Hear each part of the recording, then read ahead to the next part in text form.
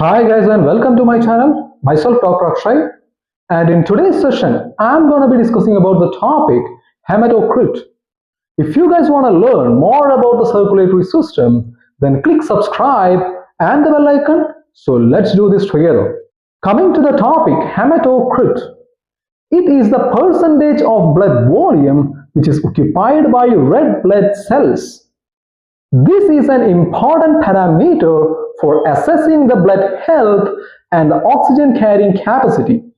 If a person is having a hematocrit of 40, then 40% occupies the blood cells and the remaining occupies the plasma. Hematocrit of an adult human male averages to about 42, whereas for female it averages about 38. Hematocrit is determined by centrifuging blood in a calibrated tube as shown in this figure. So this is a calibrated tube. You can see these are the calibrated values. These calibrated values allows for direct reading of percentage of blood cells. Here you can see another graph. This graph shows the relationship between viscosity and hematocrit. So for blood cells, as hematocrit increases, viscosity also increases. You can see the viscosity of water is constant.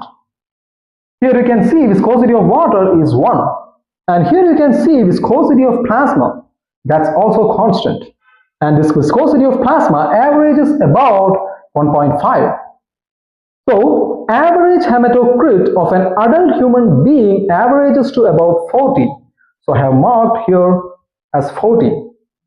So viscosity of blood at this average point is about 4 to 3. I have marked here for average hematocrit of 40, the viscosity of blood averages to about 3 to 4. This means that 3 to 4 times the pressure is required to force the whole blood to that of water through the same blood vessel. So when hematocrit increases to the value of 60 to 70, that is, when hematocrit increases up to the value of 60 to 70, the viscosity increases 10 times the viscosity of the water. So you can see at hematocrit value of 70, the viscosity reaches almost at 10. This occurs in polycythemia. Here, the blood will become more and more viscous and blood flow through the blood vessels will become retarded. So when hematocrit increases, blood viscosity also increases, thus leading to the formation of thrombus. When hematocrit decreases, this leads to decreased oxygen delivery, thus leading to fatigue and weakness. So that covers the topic hematocrit. I hope you guys learned about this particular topic. Thank you so much guys. Love you all guys. See you guys in the next session.